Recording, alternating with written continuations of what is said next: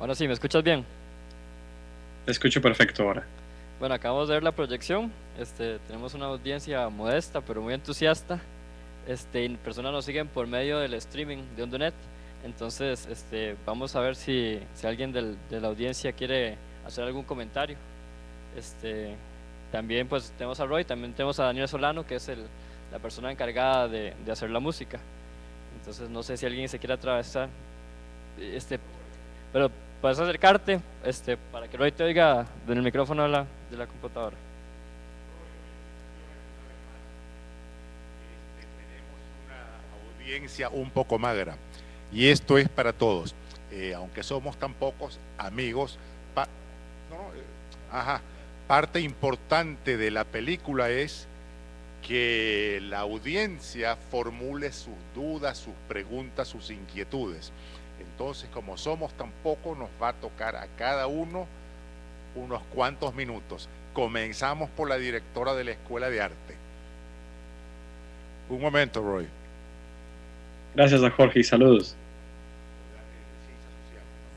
Sí, bueno, buenas tardes, buenas noches, ya casi Roy. Bueno, primero agradecer en realidad el trabajo que has hecho. Nosotros nos sentimos muy complacidos y hubiese querido que estemos más participando. En realidad, bueno, soy la extensionista de la Escuela de Ciencias Sociales y como te digo, es un honor estar acá y haber visto tu producción. Ahora, quisiéramos saber, por lo menos yo, ¿cuál fue tu motivación para realizar esta producción? Y felicitarte, y también porque sabemos que este es un problema en realidad que nos atañe a todos los pueblos, ¿verdad?, latinoamericanos y otros más, lo que es la migración. Pero sí, contanos ese elemento que te motivó a eso, si me haces el favor. Gracias. Claro, y muchas gracias por la pregunta. Eh, Básicamente, cuando cursaba una maestría en periodismo documental y nuevos medios en los Estados Unidos, en la Universidad de Illinois en Urbana-Champaign, pues el requisito de la universidad justamente del programa de maestría era pues producir un audiovisual, ¿no? Y lo intenté en múltiples ocasiones. Fui a la ciudad de Chicago y conocí a varios costarricenses que estaban radicados en Chicago, pero no estaba muy convencido de que la historia que me estaban contando pues era la auténtica, la historia que verdaderamente pues pasa el inmigrante costarricense o de cualquier otra nacionalidad, digamos, de origen latinoamericano en los Estados Unidos. Así fue como llegué a esta familia de costarricenses y básicamente al principio la idea era pues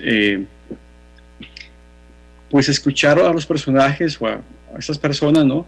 Y ver que, escuchar la historia. Y particularmente la historia fue tomando más forma debido a que, digamos, Jafet, que es el personaje principal, siempre fue muy abierto a la hora de hablar y de contar lo que estaba sucediendo. Y así fue como poco a poco el proyecto fue tomando forma. Entonces parte, digamos, de un requisito, pero el requisito para mí no era nada más un asunto que había que satisfacer, sino era aprovechar la oportunidad que estaba radicando acá en Estados Unidos para poder contar alguna historia que era relevante para mí. Y en esa medida, pues encontré a esta familia de costarricenses que se alejaba por mucho de las historias, digamos, un poco prehechas de aquellos inmigrantes que, digamos, hay un temor de reflexionar sobre el proceso migratorio, sobre el proceso de conseguir una identidad nueva, por ejemplo. Y entonces, al permitirme ese tipo de entrada a su vida, pues opté pues invertir 3 años y medio siguiéndolos de una manera u otra para poder llegar al desenlace de que aún continúa la historia de ellos, pero un poco eso es, de ahí nace la inquietud, digamos, aprovechar la coyuntura de mi tiempo por acá para contar algo que fuera más relevante que un requisito y que pudiera, digamos, compartirse no solamente en el ámbito académico institucional, sino también, digamos, en espacios más, digamos, comunitarios, digamos, en otras partes del país, otras partes de América Latina, por ejemplo.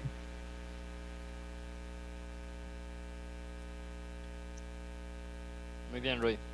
Vamos a ver si alguien más quiere hacer alguna pregunta o algún comentario.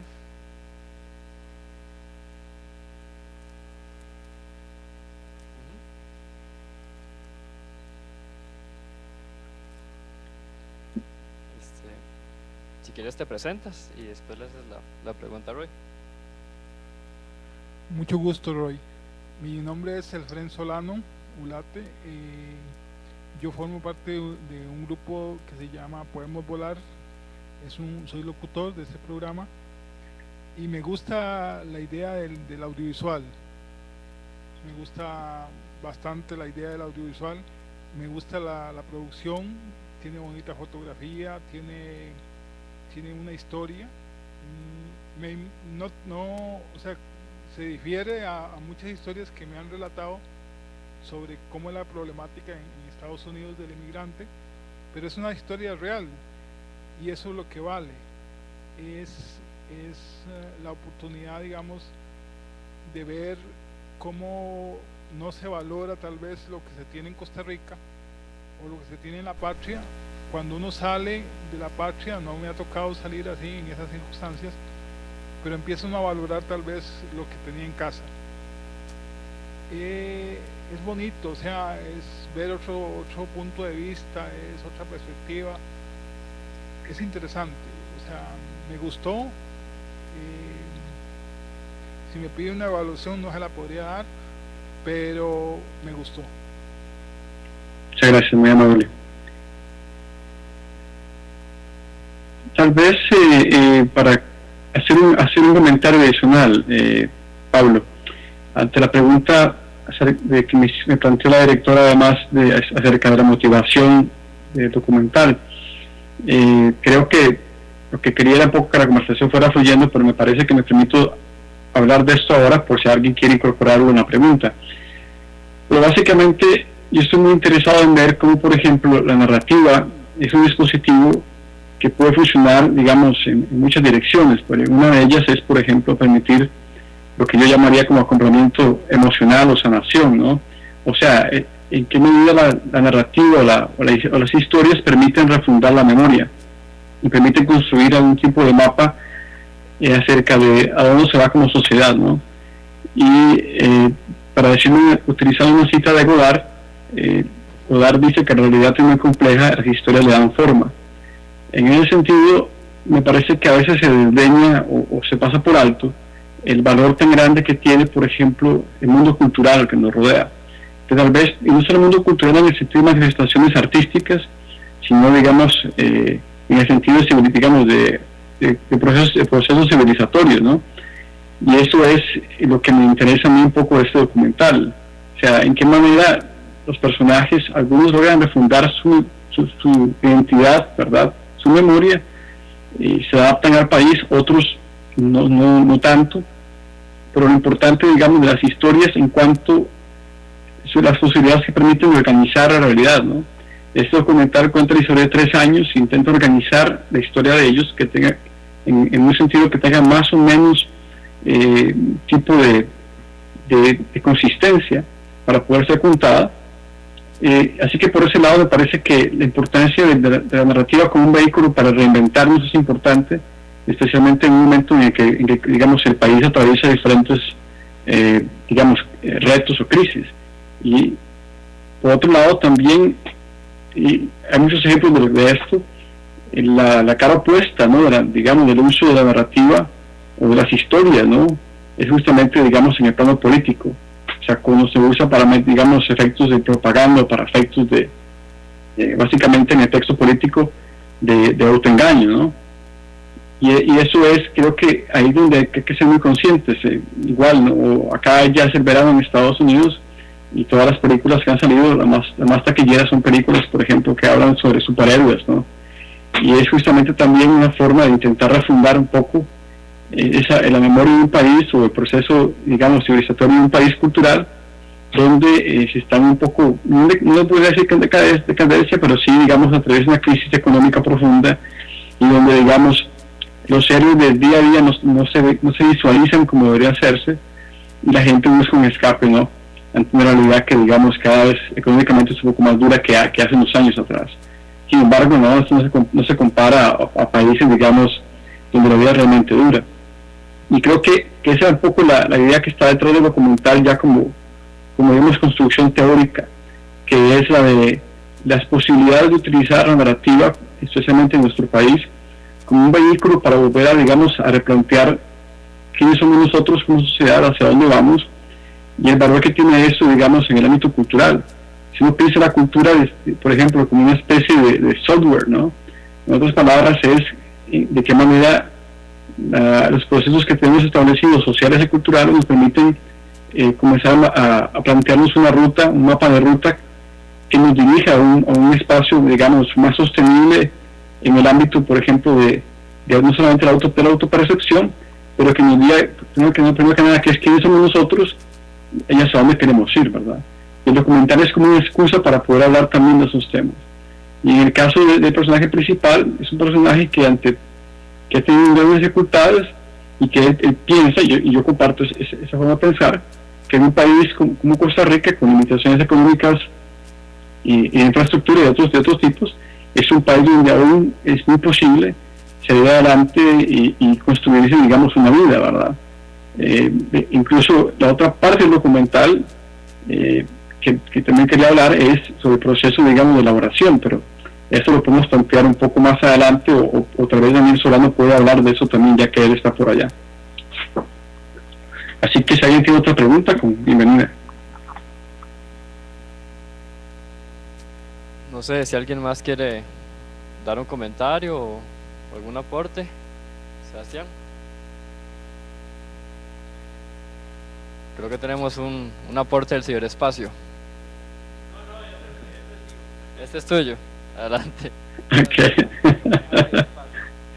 Buenas, Roy. De verdad me gustó mucho la producción y un gusto ver pues la participación de un tico haciendo una producción como esta desde allá.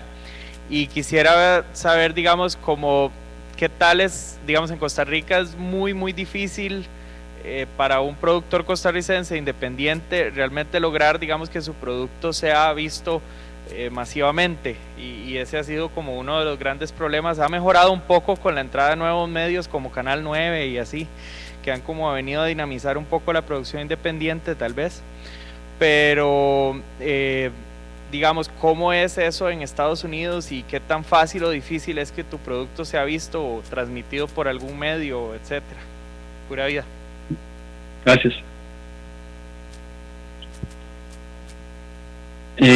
Bueno, antes de continuar, porque creo que este protocolo no lo sigue como debe haberlo hecho, ante todo agradecer a la Universidad de Estatal a Distancia por el espacio que nos dan, a Pablo Bonilla por haber hecho un trabajo de organización para presentar el documental, a Onda UNED, ¿verdad?, por estar también facilitando la logística de la presentación. Así que muchísimas gracias a todos por allá, en verdad. A Daniel Solano por el esfuerzo allá, está trabajando, presentando el documental, y a Jorge Grumbal por siempre estar también apoyándonos en nuestro trabajo. Ahora, en cuanto a la pregunta, que creo que es una buena forma de continuar con la conversación que está un poco planteando, que la otra cara también, la otra razón del documental, que también viene un poco a desmitificar mi proceso de trabajo, es digamos, cuando estaba en Costa Rica, siempre he contado con la fortuna de trabajar con una o dos personas muy apasionadas. Daniel Solano es una de esas personas. En Estados Unidos la experiencia mía de producir, por ejemplo, ha sido bastante solitaria.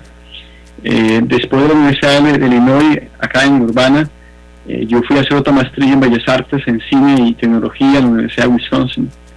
Y el programa es un programa bastante desestructurado, cada quien lo arma como quiere, pero al mismo tiempo es una especie de híbrido con escuela de arte, donde cada persona trabaja en su proyecto, y muchas veces pues no hay colaboración, sino que cada quien trabaja pues como quiere.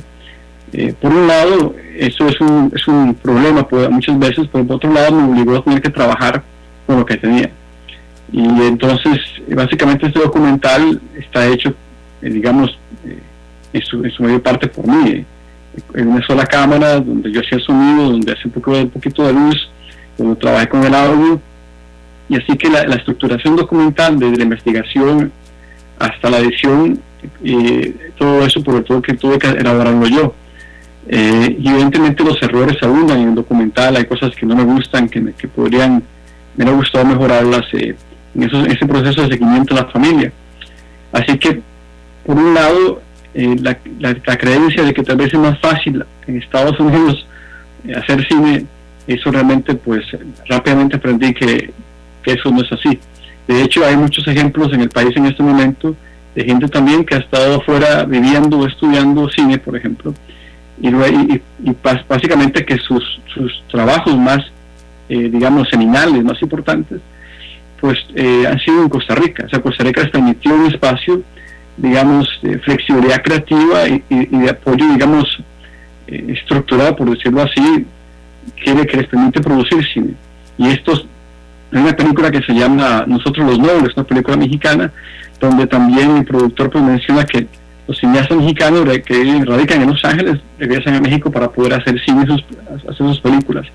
Y yo creo que en ese sentido es algo que también tenemos que como tener muy conscientes de que parece una mentira, pero producir, digamos, cine en Costa Rica podrá ser difícil, pero me parece que para el productor independiente en Estados Unidos es aún más difícil, porque uno, trabajando independientemente quiere decir que usted no tiene un seguro médico que lo cubra, por ejemplo.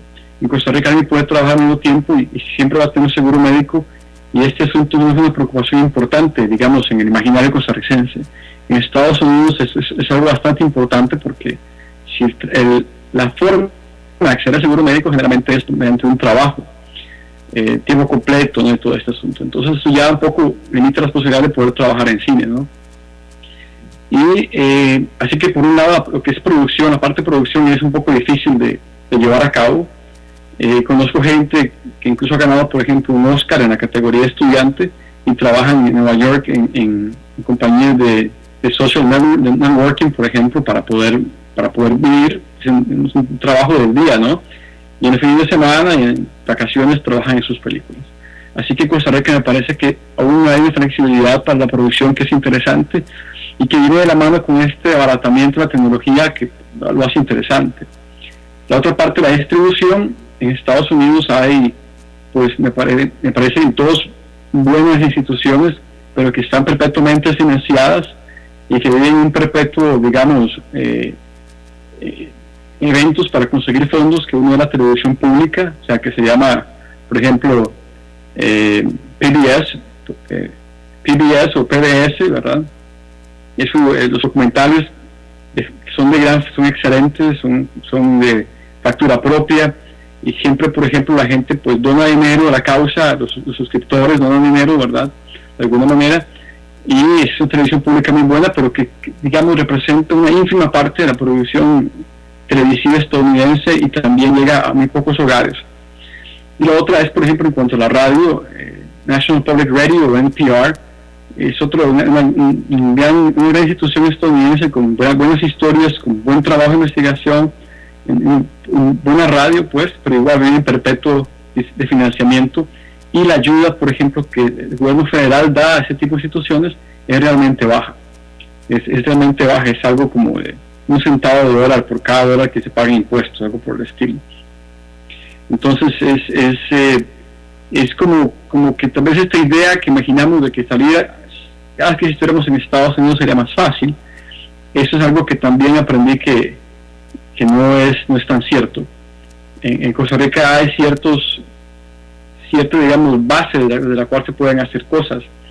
Yo creo que el reto consistiría en cómo poder contar historias de tal manera que, y esto siempre se ha hablado muchas veces, de tal manera que llegue a la mayor cantidad de personas, ¿verdad?, digamos en América Latina.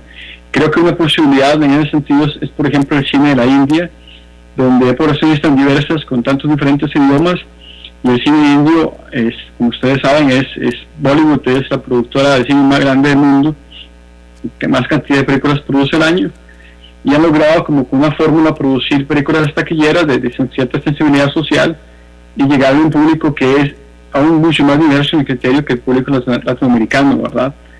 No solamente cultural, sino lingüísticamente mucho más diverso que el público, digamos, que nuestras comunidades, por ejemplo. A mí nosotros hablamos un español que, aunque se ha variado, digamos, en su dialecto, lo que es cierto es que compartimos, nos entenderíamos bien entre nicaragüenses y costarricenses, por ejemplo. No tanto si es del sur de la India o del norte de la India, por ejemplo. Antes de tomar otra pregunta, no sé si habrá otra, agradecerle al público, que entiendo que no es un poco escaso, pero les agradece muchísimo, ¿verdad?, que hayan asistido, porque entiendo que a esta hora ya son las 8:31, posiblemente ya está lloviendo, así que sé que regresar a la casa con el tránsito y todo es pesado, así que les agradecemos muchísimo, ¿verdad?, por haber participado. El documental seguirá haciendo presentaciones y discusiones, así que si pueden dejar su nombre a aquellos que estén interesados en formar parte de nuestro grupo de trabajo o formar parte de otro tipo de evento, pueden comunicarse con Pablo, pueden comunicarse con Daniel Solano, con Jorge Grunblatt, que están allá presentes.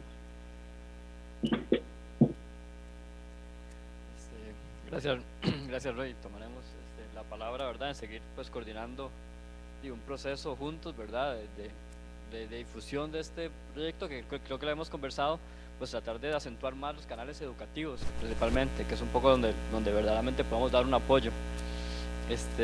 No sé si alguien quiere hacer algún comentario final.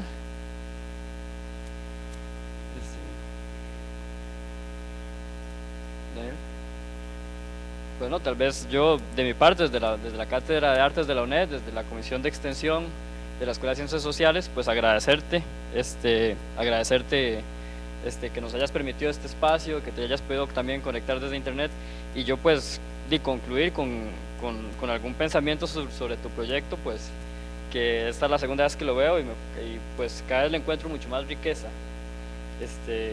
y creo que tal vez me gustaría comentar un poco sobre ese motor, ¿verdad?, que implica a la familia, ¿verdad?, en este viaje, que tiene que ver mucho con un vacío que está entre lo que no queremos ser o lo que somos y lo que proyectamos de otras posibles vidas, que creo que está muy vinculado a lo que comentaba sobre la crisis social que vivimos en este país, que es más que todo una crisis identitaria, que está muy vinculada a la falta de problemáticas de verdaderamente trágicas, y que estamos viendo como siempre en una mediocridad social muy extraña, ¿verdad? Y eso pues también me pareció muy curioso con respecto a la pregunta si se puede hacer cine en Costa Rica o en Estados Unidos. Parece que sigue ese mismo patrón de creer, ¿verdad?, que en otro país podemos hacer mejor cine que el que hacemos en nuestro país. Siempre está ese vacío, esa proyección de parecer no estar satisfechos con nuestra identidad. Y bueno, en ese sentido creo que el documental va mucho más allá, pero tal vez creo que es con lo que yo me quedo. Y no sé si alguien más quiere hacer un comentario final o simplemente despedimos a Roy. Ahí quisiera apuntar algo. Sí, adelante. Pablo, eso que decís, y digamos, creo que nadie se le puede culpar o se le puede juzgar por querer vivir una mejor vida, por querer plantearse un mejor espacio para sus hijos. Acá, el conflicto intrafamiliar persiste, ¿verdad? Evidentemente creo que el padre no se llevó a los hijos para hacerles daño, pero la mitología era tan fuerte, ¿no?, tan seductora, que sin, hacer mucha investigación, él decidió irse y dejar detrás una vida de clase media bastante cómoda en Costa Rica para tener ahora 2 trabajos acá en Estados Unidos. Y entonces el conflicto persiste. Y la pregunta tal vez es qué dice de nosotros, y creo que todas las sociedades, la gran fuerza, de la mitología estadounidense, es transmitida a través, por ejemplo, del cine, ¿no? Eso que hablábamos acerca de la narrativa como un vehículo de conformación identitaria. O sea, mucha gente, como en el documental le dice Jafet a Steven, pero como yo no sé cómo él le gustaba Estados Unidos si nunca había estado antes acá. O sea, lo que lo había visto por películas, y esa era suficiente justificación para él para querer, gustarle el país, ¿no? Entonces, por un lado, esa metodología es muy seductora y es muy fuerte. Y digamos que uno puede como que yo no juzgo a alguien por querer vivir mejor. Sin embargo, sí hay que plantearse muy seriamente, por qué ese deseo de vivir mejor pasa por, quiero vivir en un país desarrollado, pero en lugar de construir uno, nos vamos a otro que ya existe. Porque construir uno es realmente cansado, es realmente difícil y va a tomar generaciones. Pero esta idea de asistir a un mundo desarrollado, lo que sea que eso signifique, ya prehecho, no prefabricado, creo que dice algo de nosotros y habrá que ponerle cuidado. Porque realmente Costa Rica, con todos sus retos, no tiene las problemáticas social y económicas de otros países donde evidentemente si no se migra no hay como que opciones claras no hay, ¿verdad? Costa Rica es un país que opciones claras me parece que presenta para mucha gente. Yo soy uno de ellos, de una familia de recursos modestos, estudié en escuelas públicas todo el tiempo y pues realmente yo siempre vivo muy digamos, agradecido con el país. Así que por un lado, esa es como la pregunta, ¿no? Y esto persiste no solamente, esta seducción o esta especie como de hueco, ¿no? No solamente persiste hacia Estados Unidos, hay otros añoran Europa, ¿no? Otros añoran ir a, es que si estuviera en Europa o viviera en, no sé, en París, todo sería mejor. Y qué problema que tú más dices en Costa Rica. Efectivamente, Costa Rica es un país de retos. Pero para tal vez terminar con una frase de un autor estadounidense que se llama David Foster Wallace. Él se suicidó, lamentablemente. Decía que y a veces me parece que lo que hacemos nosotros con nuestra rabieta es una especie de como de canto, ¿no? Un poco de nuestra ironía, con la rabieta es un poco lo irónico del país, pero me parece que la frase de él es muy clara. Dice algo así como que la ironía es el canto de un ave que ha aprendido a amar su propia jaula. Y creo que a veces lo que sucede en el país puede ser tan chistoso que, digamos, nos reímos de ello, pero muchas cosas son muy en serias y habría que como que sentarse un momento a pensar, digamos, qué sucede, ¿no? Pero efectivamente esta ansiedad que provoca la partida no solamente va en dirección a Estados Unidos, sino, me parece a mí, lo he escuchado de gente que también añora a otros lugares, porque por más que diga la canción, pero hay gente que se añora los goces de Europa, y no hay ningún problema, a mí me gusta Europa, pero el asunto es en cuanto a construir país, en cuanto a construir una oportunidad, ¿no? de darle vuelta a lo que sucede en Costa Rica, pues yo insisto que la narrativa es una forma de reinsertarnos en el mundo, pero hay que estar muy claro de cuál es la historia que queremos contarnos, ¿verdad? Muchas gracias, la verdad, a todos por la asistencia. Muy bien, bueno, creo que algún comentario, sí, hay uno más, Roy. Por favor, acérquese. Te habla y bien cerca de la computadora. Hola, Roy, soy Amílcar Castañeda, un migrante peruano aquí en Costa Rica y trabajo en la UNED. Y primero quiero pedir disculpas porque solo vi una parte del documental y voy a hacer un comentario. Disculpe ese atrevimiento que no vi todo. Entonces, el trabajo de producción siempre lleva previamente a hacer una investigación sobre el estado de la cuestión de la migración costarricense a los Estados Unidos. En eso seguro usted hizo revisión de informes, investigaciones, todo lo que haya tanto en los Estados Unidos como en Costa Rica, como para poder caracterizar y ver cuáles son las tendencias de la migración costarricense hacia los Estados Unidos, dónde se nuclean. Sabemos más que siempre están por New Jersey, pero los casos que usted ha presentado son de Illinois y otros lados, sobre los cuales sabemos muy poco. Y podríamos decir, los casos que usted presenta en la película representarían como, digamos, el estado de la situación de los migrantes costarricenses en los Estados Unidos, o son casos más aislados. Y también un elemento que me llama la atención, que quisiera comentar, es la visión que surge en las personas que usted entrevista sobre aquel sueño americano que no resulta tal, ¿no? Y la necesidad de retomar, digamos, el país posible, en este caso Costa Rica, que lamentablemente también se nos está yendo de las manos, pero todavía tiene oportunidades en seguridad social, salud y otros. Comparativamente, los testimonios lo pueden fijar, ¿no? Eso. Entonces creo que nos lleva también a una reflexión de ver que no es mágico esa cosa del sueño americano, y aquí también hay cosas que no podemos perder, sino que más bien hay que fortalecerlas, ¿no?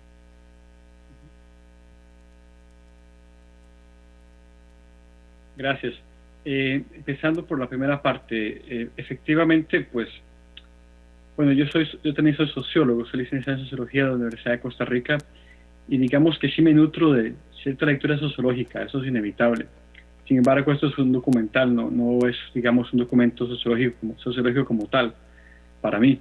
Efectivamente, mucha inmigración, digamos, de la zona de Pérez Celedón va para New Jersey. Muchos costarricenses están radicados en New Jersey. Así que mi intención no era con el documental contar la historia de todos los inmigrantes, sino más bien en qué medida, digamos, el relato íntimo de una familia costarricense en los Estados Unidos puede informarnos acerca de ciertas dinámicas emocionales, de cómo se puede sobrevivir emocionalmente en un país donde hay que ser invisible, digamos, un poco para poder existir. Y esto es un poco difiere eso es algo bastante, digamos, consciente de mi parte. Generalmente cuando se hacen documentales sobre inmigrantes hispanos o latinoamericanos en Estados Unidos, se habla de las condiciones de trabajo tan duras que tienen que, digamos, experimentar. Eso ya se ha hablado bastante. Y de hecho hay trabajos que hacen un trabajo mucho mejor que el mío en contar esa historia. Así que yo pues quería enfocarme más en cómo al interno de una familia se vive ese drama de la decisión. Jafet, como él dijo, a mí nunca me preguntaron, a mí me llevaron nada más y yo estaba contento donde yo estaba, dice Jafet. Así que, digamos, el documental no tiene la intención de contar la historia de todos, sino contar la historia, sino otra vez cómo el relato íntimo nos dice algo de dinámicas más amplias y ante todo de cuáles son las estrategias de sobrevivencia emocional, digamos, de un inmigrante indocumentado en los Estados Unidos. En el caso de Jafet es justamente, digamos, el personaje digamos que yo aprovecho para poder un poco deconstruir o desmitificar ciertas cosas acerca de un país en el que no se puede hacer nada, que es Costa Rica, ¿no? Pero por otra parte, pues, tampoco el documental intenta hacer ni una crítica descarnada a los Estados Unidos, porque no es, ni tampoco una alabanza ciega a Costa Rica. En Costa Rica hay serios problemas, como usted menciona, desde corrupción política, desde osificación en muchos procesos institucionales, en academia, en instituciones públicas, que digamos que ameritan revisiones profundas, y eso es cierto, ¿verdad? Es un país que esos retos tienen que enfrentarlo lo más rápido posible. Sin embargo, creo que el documental es como esa excusa un poco para no tanto qué pensar de Estados Unidos, sino qué pensar de nosotros mismos. O sea, qué nos dice nosotros este día, digamos, de la huida, de la partida, digamos, ¿por qué se da eso? ¿Por qué no sé? Especialmente en una familia que, digamos, estaba bien acomodada antes, como él lo dice Jafet, y sin embargo el padre se va. Así que son como diferentes niveles, el gran poder de la mitología, de la historia, para poder, digamos, seducir a una persona al punto de que, sin haber estado en un lugar, quiere estar en ese lugar, ¿verdad? Y por otra parte, en no centrarse tanto en la parte laboral, digamos, la dimensión laboral, económica de estos inmigrantes, sino un poco la dimensión emocional y digamos, un poco política, ¿no? De gente que tiene que ser invisible para poder existir, y a eso aún más duro, tener que ser invisible cuando se tiene 15 años y digamos, usted estaría pensando más en buscar novio, novia, o cómo hacer ciertas cosas en la vida, irse con los amigos a pasear, y en este país, pues, estos muchachos realmente no pudieron tanto hacerlo. Y como lo dijo Pablo, para cerrar con este punto, al final lo interesante es ver cómo esa madre tan fuerte, en el caso de la familia, ¿verdad? Esa madre tan fuerte es la que me parece que logra brindar ciertas soluciones de cómo mantener a esa familia unida ante un esquema, digamos, tan agresivo, no tan agresivo, pero ante una amenaza constante, ¿no? de deportación, de desmembramiento de la familia. Y creo que el documental intenta como arrojar eso. El punto final de esto es, digamos, para mí, lo duro que debe ser para Jafet regresar de nuevo a Estados Unidos a conseguir la nacionalidad para poder irse a Costa Rica. Y alguien dirá, pero este tipo está descabellado el asunto. Pero creo que cualquier persona que ha estado migrante en un lugar dice, es que he estado acá ya 10 años y he invertido tanto en mi vida acá, que irme con las manos vacías no tiene sentido. Y creo que, a diferencia de las historias que yo estuve recolectando en Chicago, por ejemplo, donde hay una comunidad bastante importante de costarricenses, estos personajes hablaban justamente de ese temor de decir, no quiero regresar ahora porque si no lo voy a perder todo, y porque además el regreso implica en alguna medida regresar exitoso. Debe ser un regreso exitoso para que valga la pena haber tomado la decisión de haberse ido. O sea, para poder justificar, ¿no?, de alguna manera, la decisión de haber partido hacia los Estados Unidos. ¿La pegaste o no la pegaste? En los inmigrantes, algunos que encontré en Chicago, en Costa Rica, la insistencia del éxito llegaba a tal punto, así era tan artificial que evidentemente se caía sola. Y esta familia me permitió entrar a esta otra parte de la historia que va más allá nada más del éxito. Evidentemente esta familia ha gozado de ciertos éxitos, pero se ha permitido hablar de momentos críticos en su vida que otros inmigrantes que conocí, justamente en virtud de cuidar esa imagen, ¿no?, que se ha construido, esa identidad que se ha construido, pues no estaban dispuestos a hablar, ¿verdad? De ahí el agradecimiento también que le tengo a esta familia, de poder darnos una mirada que generalmente no vemos cuando estamos, digamos, desde Costa Rica, acerca de, digamos, de la condición inmigrante costarricense, digamos, en un país como Estados Unidos.